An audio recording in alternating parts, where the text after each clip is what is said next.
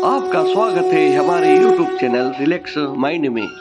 जय श्री कृष्णा मित्रों, स्त्री कौन सा पाप करती हैं, जाने इस वीडियो में। अपने पति से दूर रहने वाली स्त्री कौन सा पाप करती है, क्या आप जानते हैं? मित्रों, इस संसार में कई सारे पुरुषों को कुछ कार्यों के कारण या फिर कुछ मजबूरी के कारण अपनी पत्नी से दूर रहना पड़ता है। किंतु जब एक स्त्री अपने पति से दूर रहती है तो क्या वह अपने मन को वासना से रोक सकती है या अपने पति धोखे में रखकर किसी पराये या अपने ही घर के पुरुष के साथ संबंध बनाती? और यह भी हम जानेंगे कि स्त्री का वह कौन सा अंग है जो रात में बड़ा हो जाता है और दिन में छोटा हो जाता है। नमस्कार मित्रों, आज का वीडियो आपके लिए बहुत ही ज्ञानवर्धक और शिक्षाप्रद होने वाला है। आज हम आपको बताएंगे कि स्त्री का कौन सा अंग है जो रात को बड़ा हो जाता है और दिन में छोटा हो जाता है। इसके साथ ही साथ हम कुछ और भी चर्चाएं इस वीडियो में करेंगे जो आपके जीवन में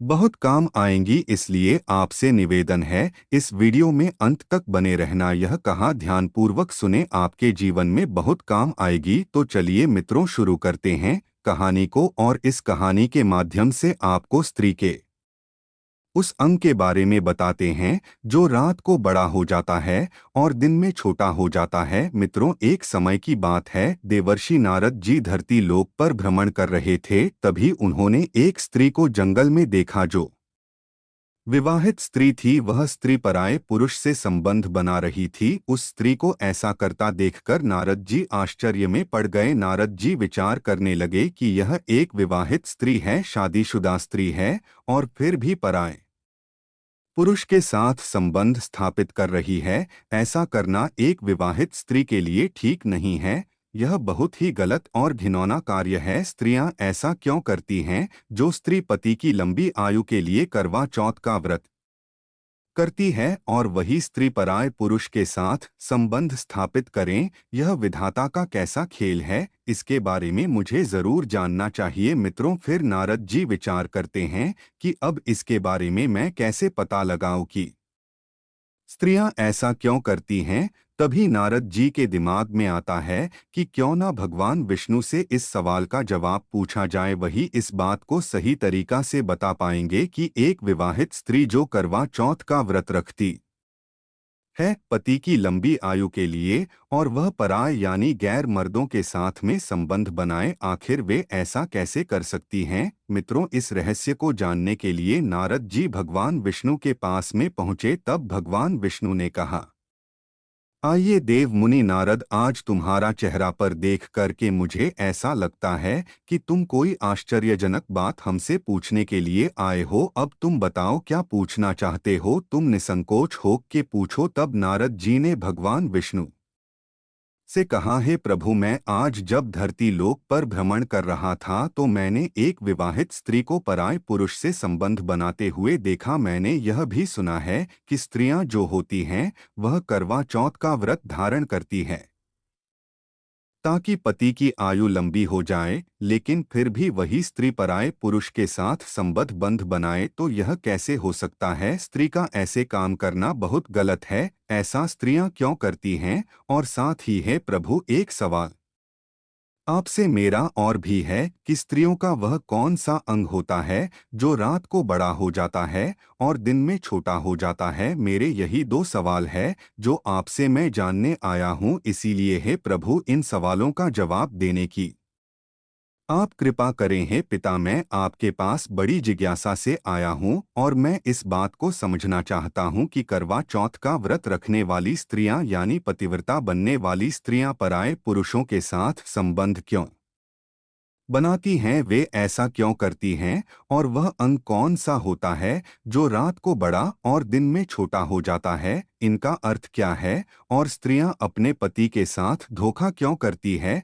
तो मित्रों, भगवान विष्णु कहते हैं कि हे देव मुनि नारद, तुमने आज जो यह दो प्रश्न मुझसे पूछे हैं इनमें समस्त मानव जाति का कल्याण छिपा हुआ है। इसीलिए मैं तुम्हारे इन प्रश्नों का जवाब एक छोटी सी कथा के माध्यम से बताता हूँ, लेकिन आपको ध्यानपूर्वक हमारी इस कथा को पूरा सुनना होगा। मित्रों, तब नारद जी वचन देते हुए कहते हैं कि ठीक है प्रभु मैं आपको वचन देता हूँ कि आप जो भी कथा सुनाएंगे मैं उसे ध्यानपूर्वक पूरा सुनूंगा। अब आप अपनी कथा आरंभ कीजिए और हमारी शंका का समाधान कीजिए। मित्रों, तब भगवान विष्णु कथा को आरंभ करते हैं और कहते हैं कि हे देव मुनि नारद, एक समय की बात है, किसी गांव में एक हरिहर नाम का पंडित अपनी पत्नी मालती के साथ रहता था। वह बहुत ही ज्ञानी था। वह पंडित नक्षत्र का भी बहुत बड़ा ज्ञानी था, यानी पुत्र हो या पुत्री उसके नक्षत्रों को अच्छी तरीका से देख लेता था, उनकी जन्म कुंडली भी बना देता था। उसे शास्त्रों का भी बहुत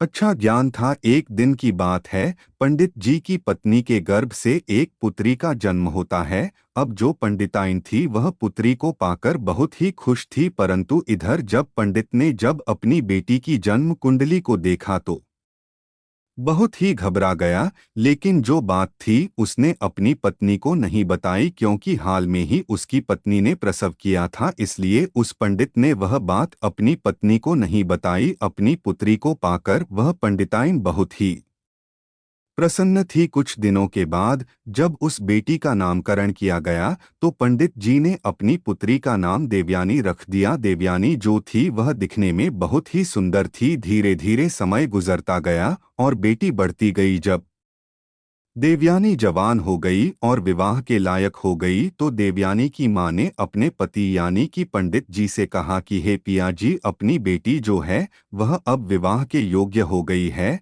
अब आप कोई अच्छा सा वर ढूंढकर इसकी शादी कर दो। पंडित जब भी अपनी पत्नी की यह बात सुनता तो उस समय वह बात टाल देता है। कहने का मतलब है, जब भी पंडिताइन अपनी पुत्री देवयानी के विवाह के बारे में पंडित जी से बात करती थी तो वह किसी न किसी तरह से उस बात को टाल देता था। इसी तरह बात टालते टालते बहुत दिन हो गए, लेकिन पंडित ने अपनी बेटी देवयानी का विवाह नहीं किया। वह करे भी कैसे, उसे तो देवयानी की जन्म कुंडली के बारे में मालूम ही था। मित्रों, वह पंडित अपनी पुत्री का विवाह इसलिए नहीं करना चाहता था क्योंकि उसकी बेटी की जन्म कुंडली में यह लिखा था कि देवयानी का विवाह जिसके साथ में होगा 2-3 साल के बाद में वह मर जाएगा और देवयानी विधवा हो जाएगी। मित्रों, इस दुनिया में ऐसा कोई बाप नहीं है जो अपनी बेटी को विधवा के रूप में देखना पसंद करेगा। इसलिए वह पंडित जो था वह सोच रहा था कि हम अपनी पुत्री देव का विवाह ही नहीं करूंगा ताकि आगे चलकर के हमें अपनी पुत्री को विधवा के रूप में देखना ही ना पड़े। धीरे धीरे समय बीतता जा रहा था। अब जो गांव के लोग थे वह पंडित को कोसने लगे और आपस में बातें करने लगे थे कि यह कैसा बाप है, इसकी बेटी देवयानी बहुत दिनों से विवाह के योग्य हो गई है, लेकिन यह पंडित अपनी बेटी का विवाह ही नहीं करता। एक दिन गांव की कुछ औरतों ने पंडिताइन के पास जाकर उनसे कहा कि हे पंडिताइन दीदी, तुम्हारी बेटी बहुत दिनों से विवाह के योग्य हो गई है, लेकिन आप इसका वाह क्यों नहीं करती हो। तब पंडिताइन उन महिलाओं से कहती हैं, हे बहन, मैं क्या करूं, मैंने अपने पति से कई बार कहा लेकिन हमारे पति जो हैं वह मेरी बात सुनते ही नहीं है। गांव की औरतों ने कहा, आप फिर कहो, बार बार कहो और अपनी बेटी का विवाह करवाओ। शायद तुम नहीं जानती, जवान बेटी को अधिक समय तक घर पर नहीं रखना चाहिए, उसके तुरंत हाथ पीले कर देना चाहिए। मित्रों, फिर महिलाओं की बात को सुनकर के वह पंडिताइन उन महिलाओं से कहती है, ठीक है, आज जब हमारे पति आएंगे तब मैं उनसे कहूंगी या तो इसका विवाह कर दो या तो इसका गला दबाकर अपने हाथों से इसे मार डालो। मित्रों, फिर पंडिताइन अपने घर के अंदर आती है और बहुत ही क्रोध में बैठ जाती है। शाम का समय होता है तो पंडित जी अपनी जजमानी से घर पर आते हैं तो पंडिताइन को क्रोध में बैठे हुए देखते हैं तो पंडित जी कहने लगे कि अरे भाग्यवान, क्या बात है, किसी ने कुछ कह दिया है क्या जो तुम्हारे चेहरे पर इतना क्रोध झलक रहा है। तो पंडिताइन ने सारी बात कही और कहा कि आपको तो शर्म है नहीं, अरे आपको तो लोग कुछ कहते नहीं, लेकिन पता है आज गांव की औरतों ने मुझे कितने ताने मारे और कहा कि कितने वर्षों से बेटी जवान है और आप विवाह ही नहीं करती। शायद आप यह नहीं जानती कि जवान बेटी को अधिक समय तक घर पर नहीं रखना चाहिए, ऐसा करने से माँ बाप को पाप लगता है। जितनी जल्दी हो सके जवान बेटी का विवाह कर देना चाहिए, लेकिन आपको तो शर्म है ही नहीं। आप दूसरों को उपदेश देते हो और खुद अपनी बेटी पर ध्यान नहीं देते हो। मित्रों, पंडित जी ने बात को टालने की बहुत कोशिश की, लेकिन पंडिता ने कहा कि आज मैं तुम्हारी कोई बात या तो बेटी का विवाह कर दो या इसे अपने हाथों से मार डालो। आज मैं तुम्हारी कोई बात सुनने वाली नहीं हूँ। लेकिन मित्रों, जो बात थी, पंडित जी अपनी पत्नी को बताता है और कहता है, ठीक है, अब तुम ज्यादा ही जिद कर रही हो, तो चलिए मैं कोई अच्छा सा वर ढूंढ करके इसका विवाह कर दूंगा। फिर वह पंडित अपनी पुत्री देवयानी के लिए वर ढूंढने लगता है। एक दूसरे गांव में देवयानी के योग्य लड़का मिल जाता है और उसके साथ में अपनी बेटी का विवाह कर देता है और अपनी बेटी की विदाई कर देता है। उसकी बेटी जो है वह 2-3 साल तक खुश रहती है और तीसरा साल व्यतीत होने के बाद में उसका जो पति था उसकी अब मृत्यु हो गई। तब पंडित अपनी बेटी देवयानी को घर पर बुला लाता है, क्योंकि उसके ससुराल में और तो कोई था नहीं। कुछ समय के बाद में पंडित जी ने दूसरा वर ढूंढा और दूसरा विवाह कर दिया। जब देवयानी अपने ससुराल में गई, उसके कुछ ही सालों के बाद जो दूसरा पति था वह भी गुजर गया। अब तो पंडित जी को बहुत दुख हुआ। पंडित जी फिर अपनी बेटी को घर पर बुला ला हैं। उधर पंडिताइन ने विचार किया, ऐसी क्या बात है कि मेरी बेटी की शादी दो जगह हुई, लेकिन दोनों जगह से विधवा हो गई। अब इधर पंडिताइन भी बहुत दुखी हुई। उसके बाद में पंडित जी ने तीसरे वर की खोज की। तीसरा लड़का मिल जाता है और जब तीसरे लड़के के साथ में अपनी बेटी देवयानी का विवाह किया, तब विदाई के समय पंडित जी ने अपनी पुत्री देवयानी से कहा कि बेटी, तुम अपने ससुराल जा रही हो, चाहे दुखी रहो या सुखी रहो, चाहे आपके जीवन में कुछ भी हो, लेकिन स्वयं ही उस दुख सुख को देखना। मेरे घर पर आज के बाद मत आना। आप यह समझ लेना कि तुम्हारे माता पिता इस दुनिया में ही नहीं है। इतना कहने के बाद में अपनी बेटी को विदा कर दिया। अब बेटी तो अपनी ससुराल चली जाती है और इधर पंडिताइन जब अपने पति से बेटी के प्रति ऐसा कहते हुए सुना था, तो पंडिताइन ने अपने पति पंडित जी से कहा कि स्वामी, एक बात बताओ, आपने अपनी बेटी से ऐसा क्यों कहा कि आप समझ लेना कि आपके माता पिता इस दुनिया में नहीं है, हमारे घर पर कभी मत आना। अरे वह आपकी बेटी है, आपने उसे यह क्यों कहा कि स्वयं अपना ध्यान रखना, पति का ध्यान रखना, आप उसे ऐसा कैसे कह सकते हैं। तो मित्रों, पंडित जी अपनी स्त्री को अपनी पुत्री की कुंडली के बारे में बताना तो नहीं चाहते थे, परंतु पत्नी के बार बार पूछे जाने पर उसने अपनी स्त्री से कहा कि हे प्रिय, जब हमारी पुत्री का जन्म हुआ था तब मैंने अपनी पुत्री की जन्म कुंडली देखी थी। उसके नक्षत्र विवाह के प्रतिकूल थे। उसकी जन्म कुंडली में दोष था कि हमारी पुत्री का विवाह जिससे भी होगा वह 2-3 साल के बाद मर जाएगा या उससे पहले भी उसकी मृत्यु हो सकती है। हे प्रिय, अब हमारी उम्र भी हो चुकी है, हम अपनी पुत्री को कब तक बैठाकर खिलाते रहेंगे। कल को यदि हम ना रहे तो हमारी पुत्री यहाँ क्या करेगी। अगर वह अपने घर पर रहेगी तो क्या पता भगवान की कृपा होगी और उसके पास बाल बच्चे हो जाएं तो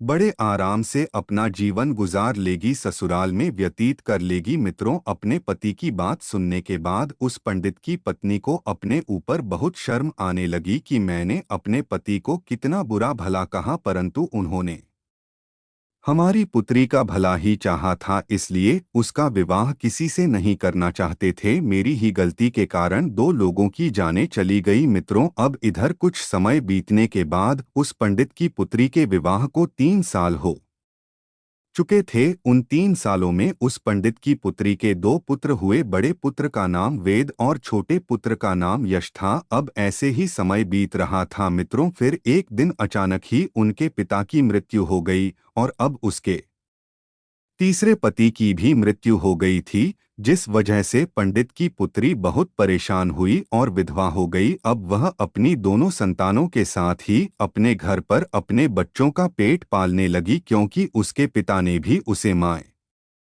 के आने से मना कर दिया था। इस वजह से वह अपने पिता के घर पर भी नहीं जा सकता थी। कुछ समय बाद उस पंडित की पुत्री के जो पुत्र थे वे बड़े हो चुके थे और अपने कार्य को स्वयं करने लगे थे। बड़ा बेटा जो वेद था वह एक व्यापारी बन चुका था और शहर में उसका खुद एक व्यापार था। वह अनाज की खरीदारी करता था और उसे शहर में ले जाकर बेचता था। उसकी राशन की एक बहुत बड़ी दुकान भी थी। वेद का एक बहुत ही अच्छा मित्र था जिसका नाम श्याम था। वह उसके गांव के बगल वाले गांव में रहता था। वेद का जो छोटा भाई था यश, अभी वह पढ़ाई कर रहा था। जब वेद बड़ा हो गया और अपने पैरों पर खड़ा हो गया तो उसकी मां ने उसका विवाह पास के गांव की एक लड़की जिसका नाम धारिणी था उससे कर दिया। धारिणी बहुत ही शर्मीली लड़की थी। वह जितनी शर्मीली थी उतनी ही रूपवती भी थी। वेद की पत्नी बनने के सारे गुण धारिणी के अंदर विद्यमान थे। धारिणी जिस गांव में रहती थी उसी गांव में श्याम रहता था। जब वेद की शादी हो गई तो कुछ दिनों बाद वेद फिर से व्यापार के सिलसिले में अपनी पत्नी धारिणी को गांव में ही मां की सेवा के लिए छोड़ गया। अपने व्यापार को संभालने के लिए वह शहर चला गया। वेद यह समझ गया था कि उसका छोटा भाई पढ़ रहा है और उसकी पढ़ाई में कोई बाधा ना हो और उसे खाना पानी मिलता रहे जिससे वह समय पर सारे कार्य कर पाए। और उसकी मां की उम्र भी हो चुकी थी जिससे उन्हें भी कार्य करने में तकलीफ होती थी। इसलिए ही वेद ने अपनी पत्नी धारिणी को गांव में ही छोड़ने का फैसला लिया था। जब भी धारिणी को कुछ चाहिए होता था तो वेद श्याम से कहकर धारिणी को सामान दिलवा दिया करता था। यदि धारिणी को कहीं आना जाना भी होता था तो वेद श्याम से कहकर धारिणी को उस जगह पर पहुंचा दिया करता था। धारिणी भी शुरुआत में अपनी सासू मां की बहुत सेवा करती थी और अपने पति वेद से प्रेम करती थी। अब समय ऐसे ही बीत रहा था मित्रों। फिर इधर देव मुनि नारद को कथा सुनाते हुए भगवान विष्णु कहते हैं, हे देव मुनि नारद, अचानक से एक दिन श्याम वेद के घर आया। उस दिन वेद की पत्नी धारिणी घर पर कोई कार्य कर रही थी। तब उसने बाहर से आवाज लगाई कि भाभी कहाँ हो, बाहर निकल करके आओ, आपके पिताजी की तबीयत बहुत ही खराब है और उन्होंने मुझे आपके पास भेजा है और वे आपसे मिलना चाहते हैं। जब धारिणी ने श्याम की इतनी बात सुनी तो भागती हुई श्याम के पास पहुंची। अब इतने में धारिणी की सासू माँ भी आ जाती है। जब श्याम को बाहर देखती है तो वह श्याम के घर आने का कारण पूछती है। तब श्याम कहता है कि माँ धारिणी, भाभी के पिता की तबीयत बहुत खराब है, उन्होंने शीघ्र इन्हें लाने के लिए भेजा है, इसीलिए मैं यहाँ आया हूँ। जब धारिणी की सास ने श्याम की बात सुनी तब वे धारिणी से कहने लगी कि तुम जल्दी जाओ और अपने पिता की देखरेख करो। मित्रों, फिर आगे भगवान विष्णु कहते हैं कि हे देव मुनि नारद, तभी धारिणी श्याम के साथ उसकी घोड़ा गाड़ी पर बैठकर अपने गांव की ओर चल देती है। जब घर जाकर उसने अपने पिता को अच्छे से देखा और उनकी देखभाल की तो धीरे धीरे उसके पिता के स्वास्थ्य में सुधार आने लगा। उधर धारिणी का पति तो बाहर रहता था। धारिणी अपने मायके आ चुकी थी, इसलिए वह अपने पिता की देखरेख में लगी रहती थी। उधर श्याम भी रोजाना धारिणी के पिता का हाल लेने के लिए धारिणी के घर पर आ जाया करता था। धारिणी को श्याम के अंदर अब अच्छाई दिखने लगी थी। अब उसे श्याम के प्रति लगाव होने लगा था। वह मन ही मन श्याम से प्रेम कर बैठी थी, परंतु श्याम के मन की खोट को ना जान सकी, क्योंकि श्याम एक अयाश लड़का था। वह कोई काम धाम तो करता नहीं था, बल्कि उसे तो जुआ की लत पड़ चुकी थी। साथ में वह स्त्रियों के साथ गमन भी करता था। वही अपनी वासना की पूर्ति के लिए वह वेश्याओं का गमन करता था। धारिणी को यह बात पता नहीं थी कि श्याम की नज़र अब उसके ऊपर आ चुकी है। इधर धारिणी भी श्याम से प्यार करने लगी थी। अब धारिणी के पिता ठीक हो गए, लेकिन धारिणी तो कुछ अलग ही सोच बैठी थी। श्याम रोज धारिणी के घर पर आया करता था, इसलिए धारिणी और श्याम रोज ही घूमने के लिए जाया करते थे। एक दिन जब वे दोनों घूमने के लिए गए हुए थे तब धारिणी ने श्याम से कहा कि श्याम, अगर तुम मेरी बात का बुरा ना मानो तो मैं तुमसे एक बात कहना चाहती हूँ। तब श्याम ने धारिणी से कहा कि कहो भाभी जी, मैं आपकी बात का कभी बुरा नहीं मानूंगा, आज तक बुरा नहीं माना तो फिर अब क्यों मानूंगा। श्याम ने ऐसा जताते हुए बोला कि जैसे मैं दूध का धुला हुआ हूँ। फिर भगवान विष्णु कहते हैं कि हे देव मुनि नारद, जब श्याम के मुंह से धारिणी ने भाभी शब्द सुना तो वह गुस्से से बोली, श्याम, आज के बाद कभी भी तुम मुझे भाभी कह करके नहीं बुलाओगे, अन्यथा यह तुम्हारे लिए अच्छा नहीं होगा। फिर श्याम ने कहा, ठीक है, लेकिन फिर मैं आपको क्या। अब श्याम की बात टालते हुए धारिणी ने कहा कि श्याम, सच बात तो यह है कि मैं तुमसे बहुत प्रेम करती हूँ, इतना प्रेम करती हूँ जितना किसी से नहीं करती। जैसे ही श्याम ने धारिणी के मुंह से प्रेम शब्द सुना तो उसके मन में तो ऐसे समझो खुशियों के लड्डू फूटने लगे हो। उसका मन खुशी से प्रफुल्लित हो गया, गदगद हो गया कि चलो अब तो मेरा काम हो गया, अब वैश्या के साथ गमन नहीं करना पड़ेगा और मेरे पैसे जो खर्च होते थे वह भी बच जाएंगे और घर बैठे मैं भोग विलास कर पाऊंगा। मित्रों, श्याम तो धारिणी को पहले से ही चाहता था कि मैं उससे प्रेम कर लूं और अब तो वैसा ही हुआ। अब धीरे धीरे बात बढ़ती गई और धारिणी श्याम के प्यार के जाल में फंसती गई। अब धीरे धीरे बात इतनी बढ़ गई कि सच में उन दोनों के बीच में भोग विलास होना शुरू हो गया। कुछ दिन बाद जब धारिणी के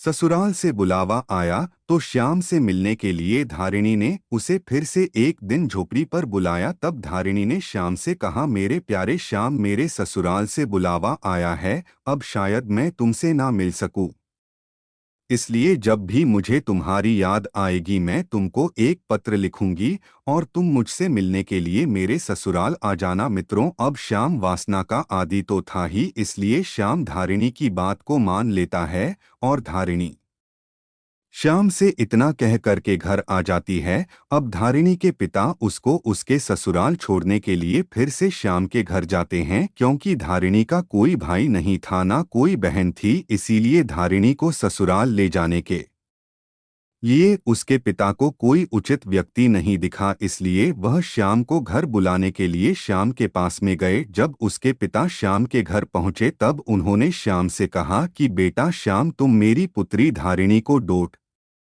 उसके ससुराल छोड़ आओ, उसके घर से बुलावा आया है। जब श्याम ने धारिणी के पिता के मुंह से यह बात सुनी तब उसने कहा, ठीक है पिताजी, मैं धारिणी को उसके ससुराल छोड़ दूंगा। मित्रों, फिर आगे भगवान विष्णु कहते हैं, हे देव मुनि नारद, अब क्या था, श्याम धारिणी को उसके ससुराल छोड़ने के लिए अपनी घोड़ा गाड़ी पर बिठाकर ले जाता है। अब दोनों घोड़ा गाड़ी पर बैठकर जंगल के कच्चे रास्ते से होते हुए धारिणी के ससुराल पहुंच जाते हैं। फिर उधर श्याम धारिणी को उसके ससुराल में छोड़कर अपने घर को लौट जाता है। जैसे ही दोनों को 2-3 दिन व्यतीत होते हैं तो अब धारिणी को श्याम की याद आई, क्योंकि वह जब अपने घर पर थी तो रोज झोपड़ी में श्याम से मिलने के लिए जाया करती थी, इसलिए अब वह वासना की पूर्ति के लिए श्याम को पाना चाहती थी, उससे मिलकर एक बार उसके साथ में फिर से भोग करना चाहती थी, क्योंकि उसका पति वेद तो अपने घर से बहुत दूर शहर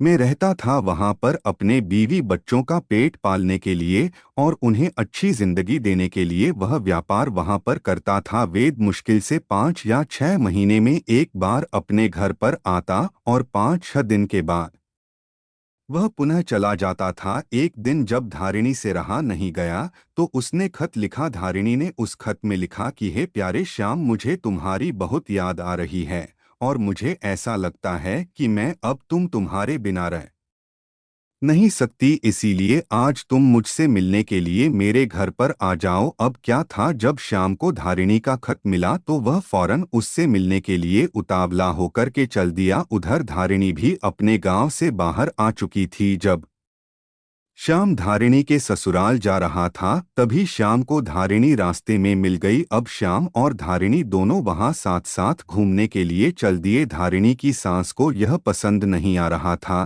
कि उसकी बहू किसी पराये पुरुष के साथ ससुराल में ही घूमे। अपने मायक में घूमे तो बात अलग थी, परंतु वह तो ससुराल में ही किसी पराये पुरुष के साथ घूम रही थी। वह उसे बुलाने आता था तो भी धारिणी की सास को पसंद नहीं आता था। मित्रों, फिर आगे भगवान विष्णु कथा को सुनाते हुए कहते हैं, हे देव मुनि नारद, आप जिसको देख करके आ रहे हो यह उसी स्त्री की कहानी मैं आपको सुना रहा हूँ। अब आगे सुनो। उधर श्याम भी धारिणी से मिलकर चला जाता था और फिर से 3-4 दिन बाद वह वापस आता है। जब यह घटना 5 से 6 बार हुई तब उसकी सास ने एक दिन धारिणी से कहा कि धारिणी, ऐसा नहीं चलेगा, जब तक मेरा पुत्र अब घर नहीं आ जाता तब तक तुम घर पर किसी को नहीं बुला सकती, चाहे वह तुम्हारे मायके से आने वाले तुम्हारे पिता हो या और कोई हो। मित्रों, जब धारिणी ने अपनी सास की यह बात सुनी तो वह बहुत क्रोधित हुई, लेकिन कुछ बोल ना सकी। अब अगले दिन धारिणी ने श्याम को खत लिखा कि श्याम, अब तुम मुझसे मिलने के लिए कुछ दिन बाद आना, क्योंकि मेरी सास को मुझ पर शक होने लगा है। जब मेरी सास घर पर नहीं रहा करेगी तभी मैं तुमको बुलाऊंगा। उधर श्याम अपनी काम वासना रोक नहीं पा रहा था। मित्रों, फिर इसी बीच धारिणी की सास एक दिन 5 दिनों के लिए तीर्थ स्थल पर चली जाती है। फिर क्या था, अब तो धारिणी को जैसे ही छूट मिल गई हो, अब वह फटाफट श्याम को बुलाती और उसके साथ घर में ही संबंध स्थापित करती। और जब उसके देवर की स्कूल से छुट्टी होती थी तो उसके आने से पहले ही श्याम को घर से बाहर निकाल देती थी। एक दिन की बात है, जब धारिणी ने श्याम को अपने घर बुला रखा था तभी अचानक से धारिणी का देवर यश वहां पर आ जाता है। तब वह देखता है कि उसकी भाभी धारिणी श्याम को रसोई घर में बैठाकर खाना परोस रही है। यश को श्याम के चरित्र के बारे में सब कुछ पता था। वह जानता था कि श्याम किस प्रकार का लड़का है और वह कौन कौन से कार्य करता है। इसलिए यश ने अपनी भाभी से कहा कि भाभी, आप किसी ऐरे गैरे को इस प्रकार घर पर नहीं बुला सकती हैं। आपको यह वीडियो अच्छा लगा हो तो चैनल को सब्सक्राइब करें और कमेंट में जय श्री राधे लिखना ना भूलें। धन्यवाद।